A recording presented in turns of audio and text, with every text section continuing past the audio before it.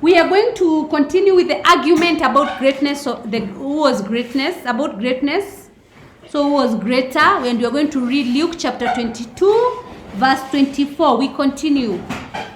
The argument about greatness, Luke chapter 22, verse 24 to 30. Who was the last person to read? The next person to read there. A dispute also arose among people, which of them was to be regarded as the greatest.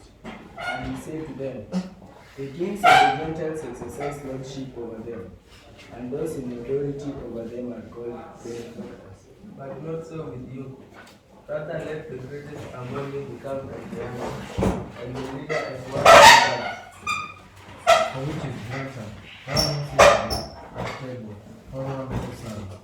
Is it not the one who sits at table? But among you is one who serves. You